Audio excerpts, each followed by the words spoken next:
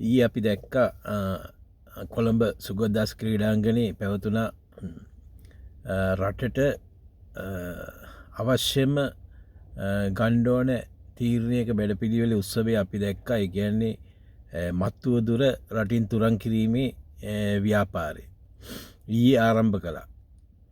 අපි දැක්කා ඉතාම අනුර කුමාර දිසානායක ඒ ගැන පැහැදිලි කළා. ඉතාම හොඳ වැඩක්.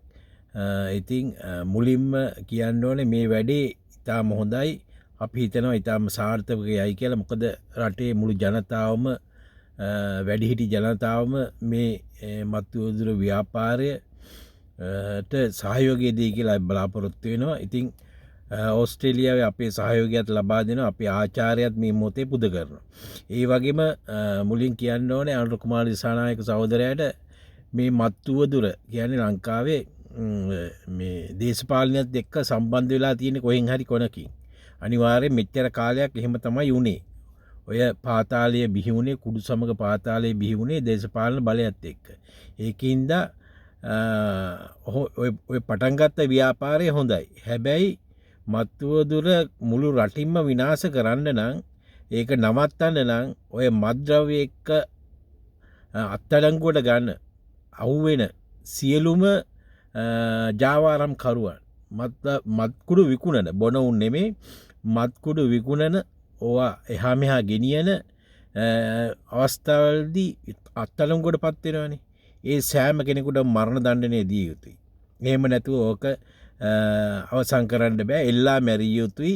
ඒ තීරණය අනුර කුමාර දිසානායක ගත්තේ නැත්නම් ඕක නවත්තන්න බෑ. අපි අනිවාර්යෙන් ඉල්ලා සිටිනවා මේ ඉඳලා වහාම මත්ද්‍රව්‍ය ව්‍යාපාරයට සම්බන්ධ වුන් අහු වුණාම උන්ට කෙලින්ම දඬුවම එල්ලා මැරිය යුතුයි. ඔවුන් ඒ වෙනුවෙන් අත්සන් කරන්න කියලා ඒ සංවිධානයට අපි අනුර කුමාර ඇතුළු ඒ කොමිටුවට ඉල්ලා සිටිනවා.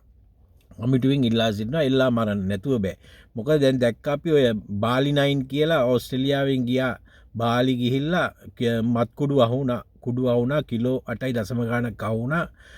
මිලියන ගානක කෙලින්ම ඒ ආණ්ඩුවෙන් ඉන්දුනීසියාව තමයි බාලි ප්‍රධාන මේක.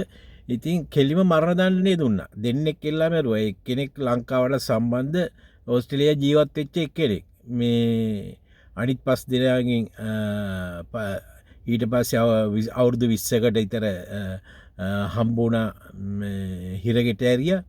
ඊට පස්සේ ළඟදී මේ ඇල්බනීස් සමග ගිවිසුමක් ගහලා 4 දෙනෙක් ඔය දාපුවා. එක්කෙනෙක් හිරගෙදි මැරුණා. කොහොම හරි අසනීපයක් වෙලා දෙන්නෙක් එල්ලලා මැරුවා. ඒකට සම්බන්ධ. ඉතින් අපි කියන්නේ ඒ වගේම එල්ලලා මැරුවානේ කොහොමද ඩෙත් සෙන්ටන්ස් දුන්නා. ඔවුන් මැරුවා. ඒ වගේම අපි කියන්නේ ලංකාවෙත් ඒ තීරණය ගන්න. මත්කුඩු වලට සම්බන්ධ වුන් සේරම එල්ලා මරන්න. එතකොට තමයි ඕක සම්පූර්ණයෙන්ම නවත්තන්න පුළුවන්. අපි කාරණක ඉල්ලා සිටිනවා. නැත්තම් ඕක නවත්තන්න බෑ. කවදා හරි ආයි වෙන පාලනයක් ආවොත් ඕක ආයි මිය වෙනවා. ආයි මේ පටන් ගන්නවා. වහාම මේ මරණ දඬුවම නියම කරන්න එල්ලා මරන්න කියලා අපි අනුර කුමාර දිසානායකගෙන් ඉල්ලා සිටිනවා. ස්තුතියි.